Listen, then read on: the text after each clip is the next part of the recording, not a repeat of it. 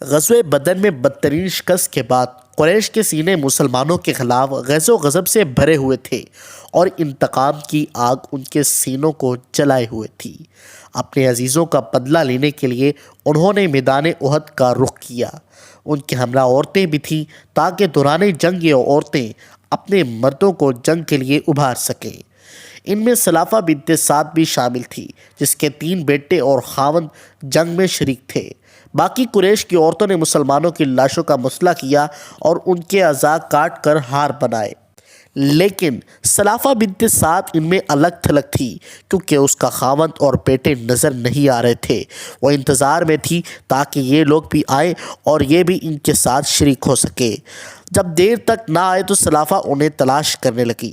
تھوڑی دیر بعد خاوند اور 2 بیٹوں کی لاشیں احد پہاڑ کے قریب سے ملیں اور تیسرا بیٹا بھی زخمی حالت میں اس سے ملا۔ اس نے اپنے بیٹے سے پوچھا، تمہارے ساتھ یہ کس نے کیا؟ اس نے بڑی مشکل سے اکھڑتے سانس کے ساتھ بتایا کہ اس کے ساتھ یہ عاصم بن ثابت رضی اللہ تعالیٰ عنہ نے کیا ہے۔ یہ سن کر سلافہ دھاڑے مار کر رونے لگی اور لات عزیٰ کی قسم کھا کر کہنے لگی، میری آتش غضب اس وقت تک ٹھنڈی نہیں ہوگی جب تک قریش عاصم بن ثابت سے بدلہ نہ لے لیں اور شراب نوشی کے لیے اس کے سر کی کھوپڑی مجھے نہ دے۔ پھر اس نے یہ اعلان کر دیا، جو اسے زندہ پکڑ کر لے آئے یا اس کا سر لے آئے تو میں اسے منہ مانگی دولت دوں گی۔ اس کا یہ اعلان قریش میں جنگل کی آگ کی طرح پھیل گیا۔ غزوہ احد کو تھوڑا عرصہ ہی گزرا تو رسول اللہ صلی اللہ علیہ وسلم نے 6 صحابہ کا ایک دستہ سید عاصم رضی اللہ تعالیٰ عنہ کی قیادت میں خاص مشن پر روانہ کیا۔ مکہ سے تھوڑے فاصلے پر تھے کہ بنو حذیل کو ان کے بارے میں علم ہو گیا اور وہ تلواریں لے کر ان کی طرف سرپٹ دوڑے اور انہیں گھیرے میں لے لیا۔ اس کے بعد بنو حذیل نے حضرت عاصم رضی اللہ تعالیٰ عنہ اور ان کے ساتھیوں سے ہتھیار ڈالنے کا مطالبہ کیا، اور حضرت عاصم رضی اللہ تعالیٰ عنہ نے اپنے ساتھیوں کی طرف دیکھا اور ارشاد فرمایا، میں تو مشرکوں کے سامنے ہتھیار نہیں ڈالوں گا۔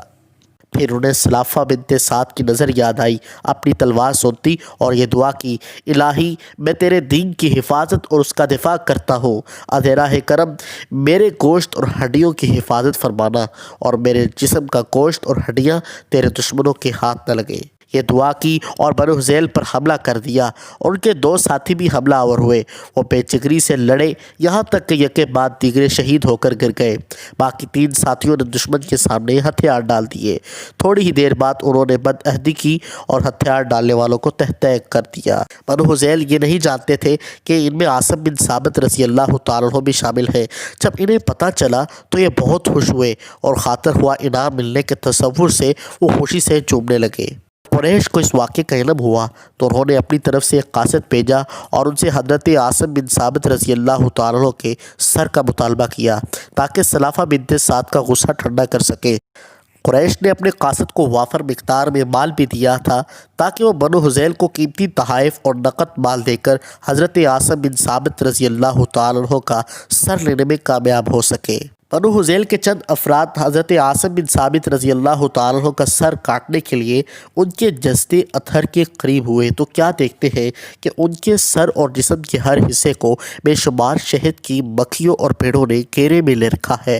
جو ہی وہ ان کے جسم کے قریب ہوئے تو مکھیوں اور بھیڑوں نے ان پر حملہ کر دیا، جس سے انہیں اپنی جان کے لالے پڑ گئے۔ بہت کوشش کرنے کے بعد جو مایوس ہو گئے اور جسم تک پہنچنے کی صورت نظر نہ آئی تو ایک دوسرے سے کہنے لگے، چھوڑو رات آنے دو، جب رات کا اندھیرا چھا جائے گا تو بھیڑیں جسم سے الگ ہو جائیں گی، تب ہم اپنے مقصد میں کامیاب ہو سکتے ہیں۔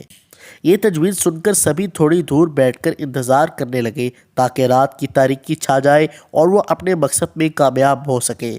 ابھی دن ختم نہیں ہوا تھا اور رات شروع نہیں ہوئی تھی کہ گھنے سیاہ بادل آسمان پر نمودار ہوئے۔ بادل کڑکا اور فضا میں لرزہ طاری ہو گیا۔ ایسی موسلا دھار بارش ہوئی کہ عمر رسیدہ لوگوں نے بتایا کہ ہم نے اپنی زندگی میں ایسی بارش کبھی نہیں دیکھی تھی۔ جلد ہی راستے اور گلیاں ندی نالوں کا منظر پیش کرنے لگے۔ نشیبی علاقے پانی سے بھر گئے، سیلاب کے مانند چاروں طرف پانی پانی ہی پانی دکھائی دینے لگا۔ رات بھر جو موسلا دھار بارش ہوتی رہی، یہ لوگ واپس اپنے گھروں میں چلے گئے۔ جب صبح ہوئی تو بنو حذیل حضرت عاصم رضی اللہ تعالیٰ عنہ کا سر لینے کے لیے گھروں سے نکلے۔ میدان کا رخ کیا، آپ کی لاش کا وہاں نام و نشان بھی نہیں تھا۔ سیلاب اسے بہا کر کہیں دور نامعلوم جگہ پر لے گیا۔ بہت تلاش کیا لیکن